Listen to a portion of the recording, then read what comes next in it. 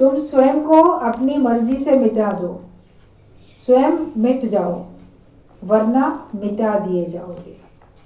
स्वयं को be nothing करो, कि तुम स्वयं को अपनी मर्जी से मिटा दो। हम खुद ही मिटना चाहते हैं, खुद ही बी नथिंग होना चाहते हैं। अपनी खुशी से करोगे तो उसमें आपको बड़ी आसानी लगेगी और बाद में भी किसी प्रकार का फ्रस्ट्रेशन नहीं होगा।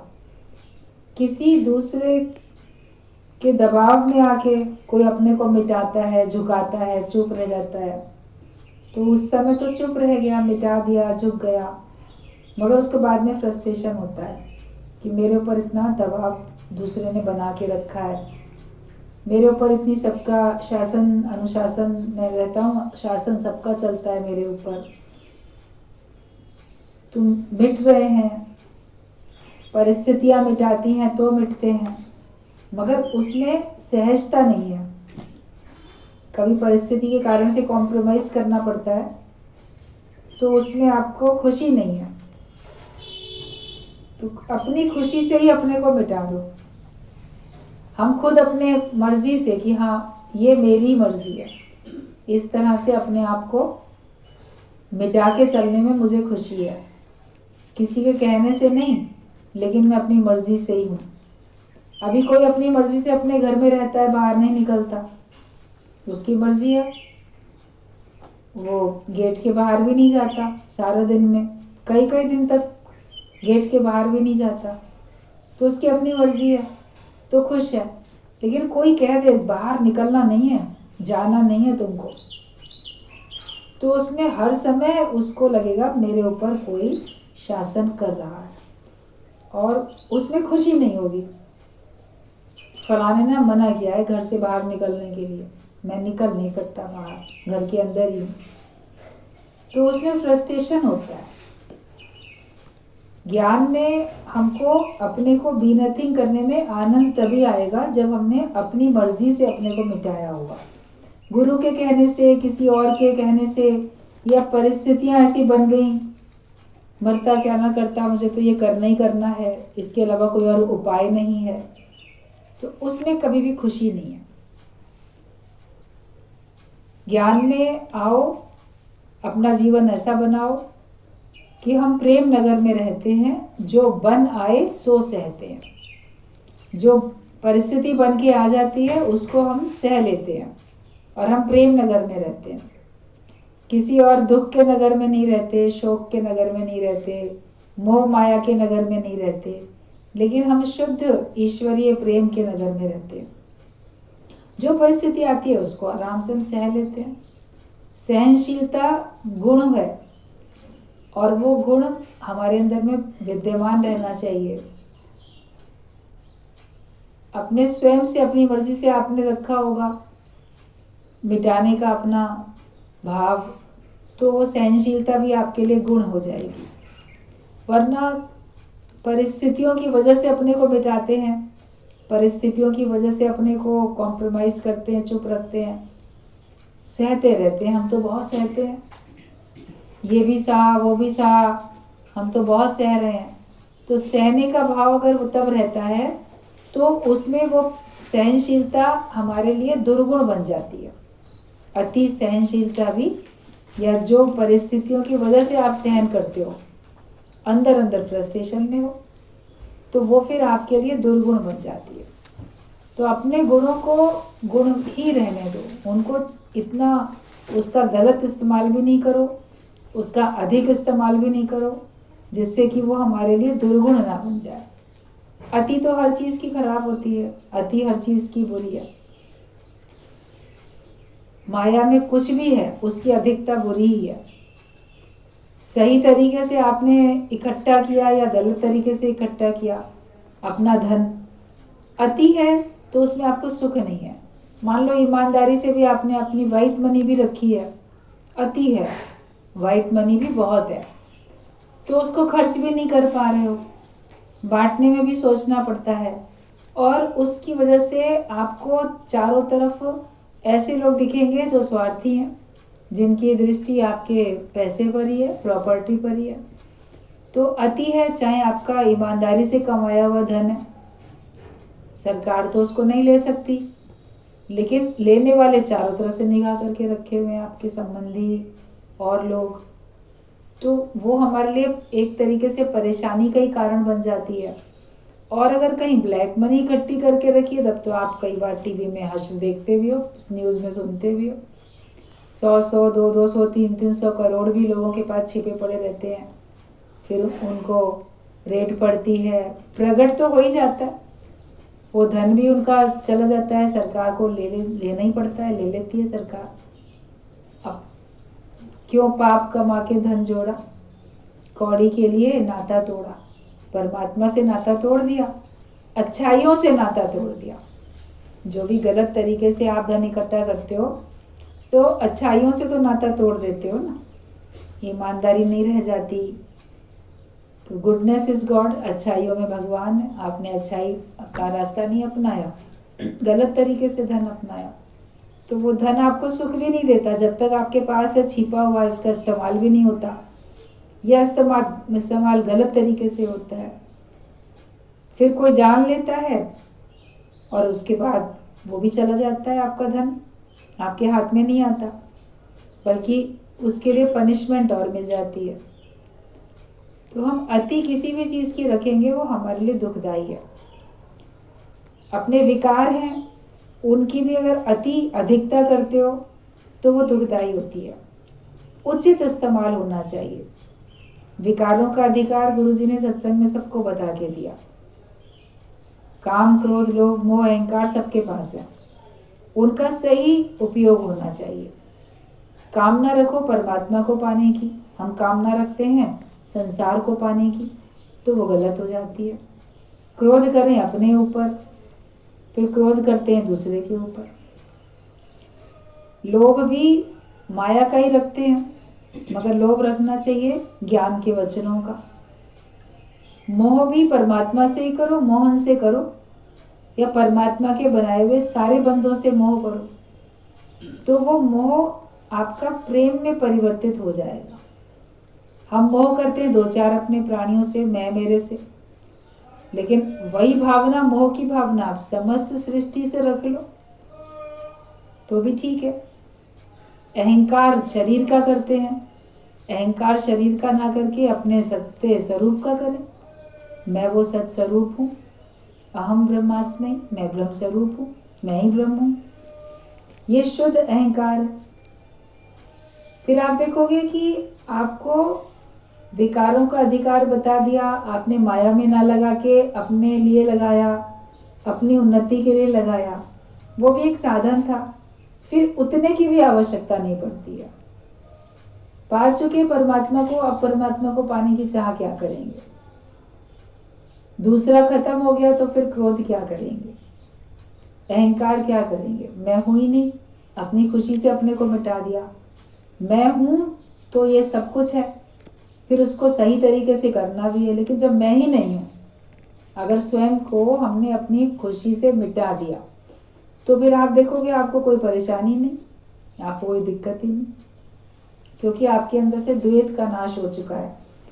तो यही बताया कि तुम स्वयं को अपनी मर्जी से मिटा दो, स्वयं मिट जाओ, वरना मिटा दिए जाओगे। अगर खुद नहीं मिटोगे तो परिस्थितियां या कोई किसी भी रूप में परमात्मा आपको मिटा ही देगा। और काल तो हर एक को मिटाता है, उससे तो कोई नहीं बच सकता, मिटाएगा ही ना काल, तो आके एक दिन आपको मिटा के ही जाएगा। रहा ना नाम निशान, कितने लोग आए और चले गए, उनका तो नाम और निशान ही नहीं बचा। किस बात का अहंकार हम करते हैं? एक दिन तो ये शरीर सबका खाक में मिल जाएगा, मिट्टी में ही मिल जाएगा, राख हो जाएगा। जब तक ये है तब तक बहुत अच्छा अपने को मान के चलते हैं, लेकिन आज है तो कल नहीं भी होगा। तो अपनी खुशी से अपने को मिटा के चलोगे तो आपको परमात्मा का रास्ता मिलेगा। जो सामने बात आती है उसको सहर्ष स्वीकार कर लो, खुशी से स्वीकार किया और अपने को फ्रस्ट्रेशन में नहीं रखा। दोनों बातों का बैलेंस बना के रखना पड़ता है, कि हम अपने भी नुकसान नहीं करें, अपने को भी हम कष्ट में ना लाएं और हम बाहर का माहौल भी ठीक रख सकें। अपने कर्म करने में हमारा अधिकार है। जो काम करो तो प्रेम से करो।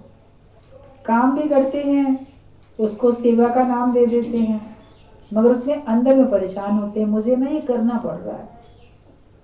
तो वो अगर फीलिंग है तो आपकी सेवा फिर सच्ची सेवा तो नहीं है। वो कर्म तो फिर आपको आनंद प्रसन्नता नहीं दे पाएगा। इसीलिए बोला गया कि धिक्कार है उस कर्म को जिससे न होवे शांत मन। उस कर्म करने को ही धिक्कार है जिसको करने से तुम्हारे मन में शांति नहीं आती। अपनी मर्जी से करते हो तो आपको प्रसन्नता मिलती है, मन में संतोष होता है, बड़ा शांति का अनुभव होता है।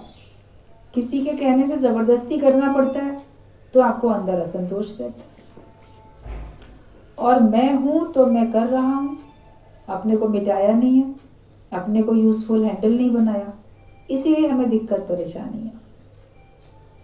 प्रेम से कार्य को करो तो वो प्रेम हमारा उस कर्म को पूजा के रूप में परिवर्तित कर देगा। ज्ञान हो जाता है तो कर्म का नाश होता है, मतलब कर्तापना खत्म हो जाता है आपका। कर्तापना खत्म है तो भोगतापना भी तो खत्म है। कर्म करने वाला खत्म है तो कर्म को भोगने वाला भी खत्म है। जीव भाव ही खत्म हो गया ना। तो कौन करता है, कौन भोगता है, किसकी प्रारब्ध है, किसके हिस्से में कट्टा है, वो कोई अन्य व्यक्ति है जिसका था। मैं वो हूँ ही नहीं। अपने को उससे उपराम करते चले जाओ और हम खुद को ही बी नथिंग करें, वरना तो प्रकृति परिस्थितियां मिटा देती हैं। होने में ही दुख है, मैं हूँ इस बात में दुख है, और नाही में दुख नहीं, नहीं में दुख नहीं, होता आही में दुख घना और नाही में दुख नहीं। होने में ही बहुत घने बहुत सारे दुख है, मैं हूँ तो अनेक दुख है, और मैं हूँ ही नहीं तो कोई दुख ही नहीं। इसका अभ्यास करना पड़ता है। अपनी खुशी से कभी प्रैक्टिस करके देखो। उस जगह मैं हूं नहीं, मैं हूं मुझे कह दिया तो फिर तकलीफ है। मैं हूं ही नहीं और किसी ने क्या कहा आपने सुना ही नहीं। आप अपनी भगवान की भक्ति में लीन हो, आपने सुना ही नहीं। तो कुछ नहीं बनने में दुख भी नहीं है, कुछ बन के बैठोगे तो दुख है। जो सिद्ध है उसे समाधि की जरूरत नहीं होती है। जो सिद्ध पुरुष हो जाता है फिर उसको समाधि की तो आवश्यकता नहीं पड़ती है। समाधि वही लगाता है जो भी पूरा नहीं हुआ, अपने सारे समाधान के लिए, उस सिद्ध अवस्था को प्राप्त करने के लिए वो कुछ ना कुछ कार्य कर रहा है। लेकिन जब कोई समाधिस्थ है और उसके बाद उसकी सारी शंकाओं का समाधान हो चुका है, उसके लिए जगत समाप्त हो चुका है, वो स्वयं अपनी खुशी से वो मिट चुका है, तो अब वो क्या समाधि लगाएगा। मैं हूं तभी तो हम ध्यान लगाते हैं, मेडिटेशन करते हैं। मैं हूं तभी तो हम समाधि लगाते हैं। लेकिन जब मैं ही नहीं हूं, है ही परमात्मा, जब इस बात का अभ्यास हो जाएगा तो आप देखोगे आपको कुछ कर्म करने की किसी भी चीज़ की आवश्यकता नहीं है। फिर हर एक की प्रसन्नता या समय की जैसी डिमांड होती है, उस प्रकार से आपसे परमात्मा जैसा चाहता है वैसा होता है। लेकिन अंदर से आप अपने को जांच के देखोगे, आपको कुछ भी करने की जरूरत नहीं। इतनी अंदर में तसल्ली है कि जब तक परमात्मा ने आयु दी है शरीर की, शरीर को चलाने की व्यवस्था भी उसने करके ही रखी होगी। उसके खेल में हम क्यों बीच में हाथ डालें। भगवान ने जो व्यवस्था बनाई है कुछ तो बना रखी है, अभी समझ में नहीं आता ये क्या है, लेकिन एंड देखोगे तो उसका बड़ा अच्छा होता है। एंड तो बहुत अच्छा होता है। तो अगर हम सिद्ध हैं तो हमें समाधि की जरूरत नहीं है। कोई लोग आपसे बोलेंगे सत्संग जाते हो, तुम लोग ध्यान नहीं लगाते, समाधि नहीं लगाते, पूजा पाठ नहीं करते हो, कैसे तुम लोग सत्संगी हो, कैसे तुम लोग अपने आप को धार्मिक व्यक्ति कहते हो। आप सोचोगे कि हमें अंदर से जरूरत ही नहीं पड़ती, तो हम ध्यान लगाएं, समाधि, हमारा ध्यान कहीं भटक ही नहीं था, भटकता ही नहीं है, तो हम उसको एकाग्र करें। हमारा 24 घंटे ध्यान भगवान में ही लगा रहता है, हाथों से काम होता रहता है और मन हमारा भगवान में रहता है। जगत हमारे लिए है ही नहीं। हम केवल परमात्मा के राज्य में परमात्मा के लिए, परमात्मा की प्रसन्नता के लिए कार्य कर रहे हैं। परमात्मा करवा रहा है, वो कर रहे हैं, तो कुछ भी करने की जरूरत नहीं है ना। कहते समाधि पर समाधि लाख तू करता जाए, जब तक न मिटेगी वासना बंधन न तेरा जाएगा। जब तक हमारे अंदर जगत के प्रति जो आसक्ति है, जगत को सत्य समझ के जो हमारे मन का वास हो चुका है उसमें, जब तक वो पक्का हमको लगता है, तब तक हमारा ये बंधन नहीं जाएगा। जन्म मरण का चक्कर हमारा खत्म नहीं होगा। और ज्ञान तो जन्म मरण के चक्कर से छूटने का ही है, आवागमन के चक्कर से छूटने का ही ज्ञान है, मोक्ष का ज्ञान है। खुशी से कर्म काटो। इस जन्म में हम अपना योग लगाने के लिए आए हैं, अपना योग परमात्मा से लगाएं। और जो जीवन में जो कार्य सामने आते हैं, वो जो भी कर्म प्राणी हमारे सामने आते हैं, उनसे कुछ हमारा लेन देन है, अच्छा बुरा कुछ लेन देन बदा है, तो परमात्मा उनके बीच में रख के और वो लेन देन हमारा पूरा करता है। उसमें उलझो नहीं, अंदर में अपनी लगन परमात्मा से लगा के बैठो। बोलो ये सब मेरे कर्म प्राणी हैं, किसी से अच्छा किसी से बुरा मुझे मिलना है, लेकिन मुझे सबको अब ज्ञान बांटना है, मुझे सबको अच्छा देना है। वो हमें क्या देते हैं, वो भगवान की मर्जी है, मेरे कर्म का फल है। इसलिए उनसे हमको शिकायत भी नहीं होगी। मगर हम क्या देते हैं, हमको जो ज्ञान गुरु ने दिया हम वही देते हैं। और अगर कोई लेता है तो ठीक है, कोई ले ले लाभ तो भला है, ना ले लाभ तो भला है, अच्छी बात है। अपने को तो ज्ञान देते जाओ ना हर समय, अपने मन को तो ज्ञानवान बनाते चले जाओ हर समय। बोलो कि सब हिसाब किताब इसी जन्म में चुकता हो रहा है, भागना भी नहीं है कहीं उससे छूट के। जेल तोड़ के भाग के जाएगा कैदी तो दोबारा उसको जेल मिलेगी, सजा पूरी करके जाएगा तो उस वहीं के लोग बोलेंगे पूरी हो गई सजा जी, जाओ जेल वाले कपड़े अपने उतार दो, अपने पहले वाले पहन लो और चले जाओ। जेल में तो कैदियों को उनकी यूनिफॉर्म मिल जाती है ना, कैद वाले कपड़े मिलते हैं, और जब वापस जाते हैं तो वो उतार के चले जाते हैं अपने ओरिजिनल कपड़े पहन के। तो इस जन्म में जब अपने कर्म का हिसाब किताब पूरा कर लोगे तो प्रकृति भी परमात्मा तक पहुंचा देगी। जाओ अपने निज घर में जाओ। और जो ये नाटक कर रहे थे ना अभी, जिस भी नाम रूप का, उस देहाध्यास के कपड़े वो उतार के यहीं छोड़ दो, अपने सच्चे स्वरूप को धारण करके चले जाओ। अगर जेल तोड़ के भागोगे तब ऐसा नहीं होगा, सजा काट के जाओगे तब वहां वो लोग भी इज्जत के साथ तुमको भेज देंगे, जेल वाले लोग। तो ज्ञानी रहता भी है, अपने कार्य करता हुआ दिखता भी है, मगर वो उसमें किसी में भी अटकता नहीं है और वो पूर्ण है, इसलिए उसको समाधि की जरूरत नहीं होती है। अगर कोई गृहस्थी अपने सुख के लिए जी रहा है और कोई सन्यासी भी अपने सुख के लिए जीता है, तो फिर उन दोनों में कोई फर्क नहीं है। पर जो स्वयं को नहीं पर सबको सुखी करके जी रहा है, उसके द्वारा सबका कल्याण हो रहा है, तो फिर वही ज्ञानी है। वरना तो अपना सुख लेते हैं सब। कितने अभी टीवी में आप देखो, अलग अलग चैनल पर अलग अलग थोड़े थोड़े समय, 1 घंटा आधा घंटा कोई, फिर कोई, कितने साधु संत महिला पुरुष, कम उम्र की लड़कियां लड़के प्रवचन करते हुए सब दिखते रहते हैं।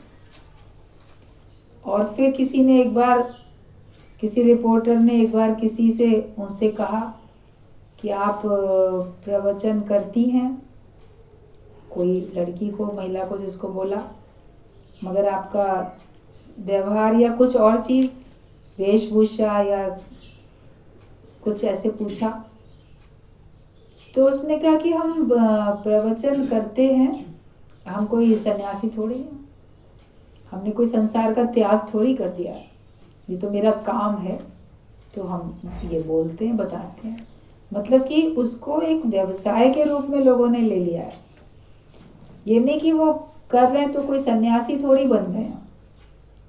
बोले विवाह भी करेंगे, बाल बच्चे भी होंगे, सब करेंगे, चाहे किसी पुरुष से पूछो या महिला से पूछो। और हमने संसार छोड़ थोड़ी दिया है जो हम संसार का उठना बैठना खाना पीना ड्रेस और फैशन ये सब मेकअप ये सब ना करें क्या। तो वो लोग का वही रहता है उसी प्रकार से। तो बाहर से तो देखने में आता है, तो जी तो रहे अपने ही सुख के लिए ना। शब्द भले उनके मुख से शास्त्रों के निकलते हैं। उसने कहा देखिए हम कथावाचक हैं, हम कथा बाजते हैं, बाकी ये थोड़ी हम सन्यासी थोड़ी, हम रहेंगे तो सुख से ही रहेंगे ना। कथा सुनाने का मतलब ये थोड़ी है कि हम सारे सुख लेना बंद कर दें। तो एक घर गृहस्थी वाला भी सारे सुख ले रहा है और एक कथा बाचने वाला भी सारे सुख ले रहा है, तो दोनों में कोई अंतर थोड़ी है। अब उसने मान लो वेश अपना बदल के रखा है या नहीं बदला है, आहार अपना बदला या नहीं बदला, विचार अपने बदले कि नहीं बदले, तो वही जानता है। तो जो केवल अपने सुख के लिए जी रहा है, कार्य कुछ भी करता हो, तो फिर दोनों में कोई अंतर नहीं है। आप उनको बराबर समझो। वरना जो कहीं बड़े स्टेज पे बैठ के कथा प्रवचन करते हुए दिखते हैं उनको आप ज़्यादा महान समझते हो, लेकिन अगर वो अपना ही सुख लेते हैं तो उनमें और आप में कोई अंतर नहीं है। लेकिन जो अपने सुख के लिए नहीं जीता, दूसरों को सुख देने के लिए जिसका जीवन है, सर्व के कल्याण के लिए जो जीता है, वो ही ज्ञानी कहलाएगा। जिसने ज्ञान को अपने जीवन में उतारा तब तो वो ज्ञानी है, वरना फिर वो ज्ञानी नहीं है। राजा और संत एक से नहीं है। बाहर से देखने में आएगा कि एक हो गए हैं, मगर एक से नहीं है। उनके अंदर विचारों का अंतर। एक संत को राजा ने अपने महल में रख लिया, आग्रह पूर्वक कि आप मेरे साथ रहिए। संत ने सोचा कि ठीक है, राजा है, सत्संग सुनने के लिए भी आता है और इसको किसी तरीके से ज्ञान तो देना ही है, रोज तो ये आ नहीं सकता इसलिए बोलता है। तो संत ने भी सोचा ठीक है, देखते हैं क्या करता है। तो उसको महल में रखा संत को। जैसा सुंदर महल, जैसा सुंदर राजा का कमरा, जैसा सुंदर राजा का पलंग बिस्तर, वैसे ही उसके कमरे की भी सारी सुख सुविधाएं। आखिरकार राजा का मेहमान है वो, मेहमान को तो और भी अच्छी तरीके से सब देते हैं, सुख सुविधाएं सारी खुद लेते हो चाहे ना लेते हो। तो उसको बहुत सब मिला। फिर राजा ने कहा आप इतने साधारण कपड़े पहनते हैं और मैं तो ऐसे इतने राजसी कपड़े पहनता हूँ, आप यहाँ रहते हैं तो मैं चाहता हूँ इसी तरह के वस्त्र आप भी पहनो, रेशमी कीमती अच्छे वस्त्र आप ये पहनिए। तो संत ने कहा अच्छा ठीक है, पहन लेते हैं, तुम कहते हो। तो पहन के वैसे ही कपड़े पहने। और भोजन भी तो संत अपने ही साथ में, राजा के साथ में ही करता था संत। राजा अपने ही सामने उनको खिला के फिर साथ में ही खाते थे। तो जो 36 प्रकार के व्यंजन राजा बनवा रहा है, खा रहा है, तो वही तो गुरु को भी तो वही देगा ना। वही सोने चांदी के बर्तन, उसी हिसाब से बाहर का रहन सहन। कुछ दिन में लगने लगा राजा को जैसा संत है वैसे ही मैं हूँ, जैसा मैं हूँ वैसे ही तो संत है। ऐसी एक दिन बातों बातों में बोल पड़ा, संत जी आप अब मैं आप ही के जैसा हूँ और आप अब मेरे जैसे हैं, हमारे आप में कोई अंतर नहीं है। देखिए। बोला कैसे अंतर नहीं है? बोले आप भी महल में रहते हो, मैं भी महल में रहता हूँ, आप भी सोने चांदी के बर्तन में 36 प्रकार के व्यंजन खाते हो, मैं भी तो वही खाता हूँ। आप अच्छे ऐसे कपड़े पहनते हो, मैंने भी वही पहन रखे हैं, गहने कपड़े सब। तो अब तो हम एक हैं, एक जैसे हैं। तो संत तो हंस दिए, बोले अच्छी बात है। उसी समय संत अपने कमरे में गए, जो ठहराया हुआ था जिस रूम में, उन्होंने राजसी वस्त्र उतार के जो उनका अपना था चोला ओरिजिनल उसको पहना, बाहर निकल आए। बोले चलो हमारे साथ। तो राजा तो सकपका गया, चलें आपके साथ? कहाँ चलें? बोला हम और तुम एक ही है ना, जहाँ हम वहाँ तुम, हम में तुम में क्या अंतर है, तो अभी चलो। बोला हाँ चल तो सकता हूँ, लेकिन पहले ये व्यवस्था तो देख लूँ, घर महल राज सब किसी को सौंप दें, बता दें, थोड़े समय की मोहलत दीजिए। बहुत ज़्यादा दिन नहीं तो 2 दिन नहीं तो 2 घंटे की तो मोहलत दो ना, बता के सब करके तब चलूँगा। तब संत ने कहा तुम्हारे मेरे में यही 2 घंटे का भी अंतर है, मुझे किसी से कुछ नहीं कहना पड़ता, लेकिन तुमको तो सब कहना पड़ रहा है। और मेरे अंदर कोई काम ही नहीं चल रहा है, तुम्हारे अंदर भी चल रहा है। राज्य संभालना है, ये देखना है, वो फैसला करना है, ये काम उसको सौंपे, काम उसको सौंपे। तो ये अंतर मिटाओ। बाहर का अंतर मिटाना तो बड़ा सरल है, मगर ये अंतर मिटना चाहिए ना, कि तुम में और ज्ञानी में अंदर से विचारों का कोई अंतर ना हो, निश्चय का कोई अंतर ना हो। वो अंतर बना रहता है। बाहर से वेशभूषा वैसी ही अपना लेते हैं, भाषण भी वैसे ही दे लेंगे, कार्य भी उसी प्रकार का करना दिखेगा लोगों को, लेकिन निश्चय अगर एक सा नहीं है तो फिर आप एक नहीं हो। हमें ज्ञानी के जो अंदर के आत्मा के निश्चय को अपनाना है, उसके बाहर की वेशभूषा को अपनाने से कुछ नहीं होगा। आपको प्रसन्नता होती है, आप वैसा अपना लोगे, लेकिन हर परिस्थिति में जो वो एक रस रहता है, उपराम होके रहता है, वो तो सीखना है। ज्ञान तो हमको सीखना है। तो हम में और ज्ञानी में क्या अंतर है? शास्त्रों में ब्रह्म ज्ञानी के लक्षण भी सब लिखे हैं। भगवत गीता में भी अर्जुन ने पूछा है भगवान से, भगवान कृष्ण ने बताए हैं, सब लक्षण अंतर सब बताएं।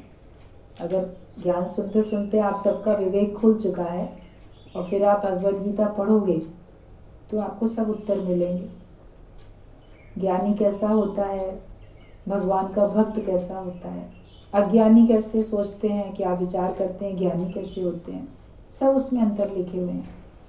तो अपनी तुलना करो, शास्त्रों में पढ़ के उनसे अपनी तुलना करो। अगर किसी व्यक्ति का आदर्श आपको नहीं दिखता तो जो लिखा है ग्रंथों में, शास्त्रों में, उसके हिसाब से खुद को बनाओ, दूसरा बन जाए वैसा। ये सब चाहते हैं, मैं स्वयं बन जाऊं, वो कोई नहीं चाहता। या मेरे घर के लोग वैसे बन जाएं, ये भी नहीं चाहते हैं। गुरुजी बोलते थे दूसरे के घर का भक्त कोई पसंद आएगा, दूसरे के घर की लड़की बिल्कुल मीराबाई बन गई, वो पसंद आएगी। ध्रुव प्रहलाद सब भक्ति करके छोटी छोटी उम्र में भगवान की तरफ चले गए, वो पसंद आएंगे।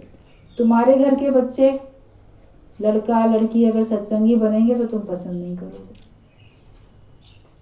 वो क्यों बने? उनको तो अभी बहुत पैसा कमाना चाहिए, अभी घर गृहस्थी में जाना चाहिए, अभी ये करना चाहिए, अभी वो करना चाहिए, और खुद भी वैसा जीवन पूरा नहीं बनाना चाहते। तो फिर अंतर तो बहुत है, उस अंतर को मिटाते चले जाओ। एक ज्ञानी है तभी जब उसने तुम्हारे लिए अपने को मिटा दिया है। कोई अगर ज्ञानी है वो तभी ज्ञानी कहलाएगा जब उसने तुम्हारे लिए अपने को मिटा दिया है, अपने सबको जलाकर तुम्हारी महफिल को सजाया है। उसने अपने सबको, जो भी उसने अपना मान रखा था, उसको मिटा दिया है, और तब उसने सत्संग की तुम्हारी महफिल को सजा लिया है, तभी वो ज्ञानी है। जो अपने सुख के लिए जीता रहता है वो ज्ञानी नहीं है। जैसी जैसी अंतकाल की मति वैसी वैसी गति। अंतकाल में तुम्हारी जैसी अपनी गति मति जैसी होगी वैसी गति होगी। कहाँ बुद्धि जाती है, कहाँ सोच जाती है, उस पर निगाह रखनी है। वरना जैसा हम हर समय सोचते रहते हैं ना, वैसे ही बनेंगे आगे चल के। अगले जन्म में भी हम वैसे ही बन जाएंगे, जो हर समय आपके अंदर विचार चलते रहते हैं। तो अपने विचारों पे पहरा दो। आपके गेट के अंदर कोई आता है, उस पर ध्यान रखते हो, मेरे घर में कौन घुस आया, अंदर से बंद करके रखते हो। तो कर सकल द्वार बंद, समाधि लगा के देख। अपने शरीर के, अपने मन बुद्धि के द्वार भी तो बंद करके रखो कि बाहर से कोई अजनबी आने ना पाए। कोई शत्रु आपके अंदर मन में, दिल दिमाग में कोई ऐसा विचार जो आपके संग शत्रुता करेगा, जो आपका नुकसान करेगा, ऐसा विचार आपके अंदर आने ना पाए, वो सावधानी हमको रखनी है। वरना अंत में जैसी आपकी समझ होगी, सोच होगी, वैसी ही आपकी गति हो जाएगी। अगर आज कहीं वृत्ति जाती है तो कल भी जाएगी और अंत समय भी जाएगी। इसलिए आज से ही अपने मन की वृत्तियों को बनाने में लग जाओ। आज सोच के देखो कि जब सवेरे नींद खुलती है तब से लेकर रात तक, सोते समय तक, सारा दिन ज़्यादा विचार किसके चलते हैं? विचार तो अनेक चलते हैं, लेकिन अधिक किसके विचार चलते हैं? जिसके भी अधिक विचार चलते हैं वो जगत है या जगत का रचयिता जगदीश है? कौन है? भगवान के विचार चलते हैं, ज्ञान के विचार चलते हैं या संसार के चलते हैं? अगर भगवान के विचार अधिक चलते हैं तो अच्छी बात है, उन्हीं को अधिक चलाना है, दूसरे वाले भी थोड़े भी ना चलें। लेकिन अगर आप देखो कि सारा दिन तो मैं मेरे के ख्याल चलते रहते हैं, घर को कैसे ठीक रखें, घर वालों को कैसे ठीक रखें, घर को कैसे सुख दें, घर वालों को कैसे सुख दें, खुद कैसे सुख लें, अपने मित्रों के, अपने शत्रुओं के, पता नहीं किस किस के विचार चलते हैं हर समय। अधिक विचार किसके चलते हैं? तो जिसके विचार भी अधिक चलते हैं, अंत में शरीर छूटने के बाद आप उन्हीं में जाओगे। अगर भगवान के विचार चलते हैं तो आप भगवान में चले जाओगे, जगत के विचार चलते हैं तो आप जगत में चले जाओगे। कोई बोलता है मरने के बाद किसने देखा क्या बनेंगे, क्या होगा? मरने के बाद तो नहीं देखा, तुम अपने को तो देख लो जीते जी। तुम अभी कहाँ बैठे हो? तुम्हारे अंदर अभी क्या चल रहा है? कौन सा संसार है तुम्हारे अंदर? जो अभी है तुम्हारे अंदर वो ही अंत में भी रहेगा। तो इसलिए आप अच्छी तरह समझ सकते हो कि शरीर छूटने के बाद आपकी मुक्ति होगी कि नहीं होगी। आप आवागमन के चक्कर में जाओगे कि नहीं जाओगे, 84 लाख योनियों में भटकोगे कि नहीं भटकोगे, आपको पता चल जाएगा। और अगर पता चलता है, गिरावट की कोई निशानी समझ में आती है तो उसको दूर कर लो।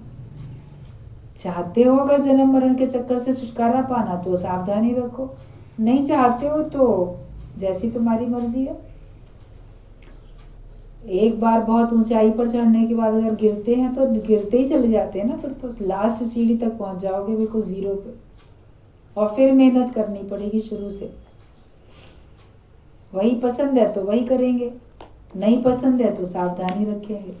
तो हर एक जानता है कि वो उसका अंत में क्या होगा। तो जो इस समय विचार चलते हैं, जहाँ आज वृत्ति जा रही है कल भी वहीं जाएगी और अंत समय भी वहीं जाएगी।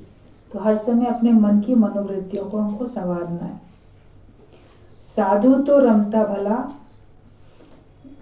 पानी तो बहता भला। जिसको अपने खाने पीने सोने की चिंता है उसे फिर भगवान नहीं मिलता है।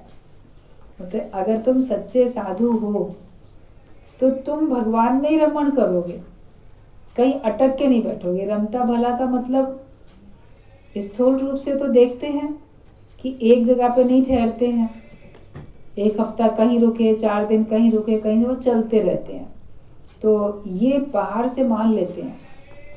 लेकिन ये कि हमारा मन भगवान में ही रहे। और अगर हमारा मन किसी बात में अटक गया, रुक गया, तो हम जैसे चल नहीं रहे हैं ना, हम तो एक जगह अटक के बैठे, मोह माया में, किसी भी विचार में हम अटक के बैठे हैं। तो ये साधु का काम नहीं होता कि एक जगह पे ठहर जाए। तो हमारा मन अगर अज्ञानता में, माया में कहीं अटक चुका है तो ये हमारा काम नहीं है। हटाओ वहाँ से, ज्ञान के कार्य में लगाओ अपने आप को। भगवान में ही मन हमारा रमण करता है, उसी में हम रमे रहें, वही हमारे लिए भलाई की बात है। लेकिन हम अपने सुख में अटकते हैं या अपने दुख में अटक जाते हैं।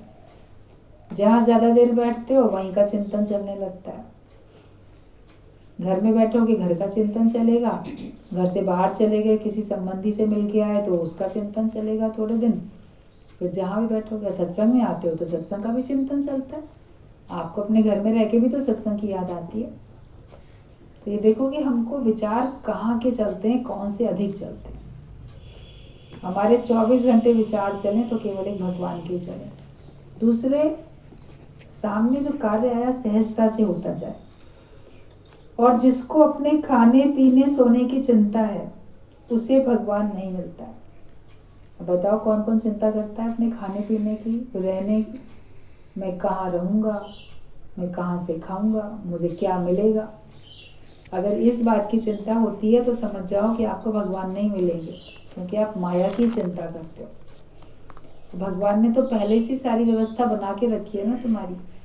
तुम भगवान का भजन अगर करो, भगवान की भक्ति में अपना जीवन दे दो, तो तुम्हारे योग क्षेम का भार तो भगवान उठा के बैठा है, वो तुम्हारी चिंता करेगा।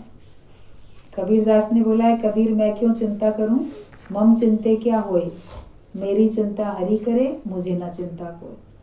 तो निश्चिंत था। अब ये नहीं कि आलसी बन के बैठा था, कार्य भी करता था, मगर अधिक समय वो भगवान की भक्ति में लीन रहता था। थोड़ी देर 1-2 घंटा उसने अपने जुलाहे का काम करता था, उसने चादर वगैरह एक बुनी, उसको बेचना है, जो पैसा आएगा उससे घर का 1 दिन का गुजारा कर लेंगे, और ज़्यादा समय भगवान की भक्ति में रहता था। और उतने में भी चिंता नहीं करता था कि क्या होगा, मैं कहाँ रहूँगा, मैं क्या खाऊंगा। हम अगर इस जन्म में परमात्मा को पाना चाहते हैं तो ये विचार अंदर से बिल्कुल निकाल दें। खाने पीने, रहने सोने की चिंता छोड़ दें। वो सोचना भगवान का काम है, इसको कहाँ रखेंगे, इसको क्या दिया जाएगा। हम अपने मन को भगवान में रख लें, बस यही एक हमारा काम है। अगर इतना करके हम अपने आप को बिल्कुल बी नथिंग करके आनंद में रख सकते हैं, तो फिर आप समझो कि आप जीवन मुक्त हो। अब निश्चित बात फिर पक्के आपको अपने लिए पता चलेगी कि आगे मेरा जन्म मरण का चक्कर समाप्त हो चुका, अब मुझे आना नहीं है दुनिया में दोबारा। लेकिन ख्याल चल रहे हैं क्या होगा, कैसे होगा, तो फिर आप अपने अगला जन्म खुद ही तैयार करते हो। तो तेरे हाथ में है जीवन बनाना। हीरा जन्म मिला है, इसको माया की बातें याद करके, टके पैसे की बात याद करके कौड़ियों में इसको बर्बाद नहीं करो, अपने जीवन को आबाद करो।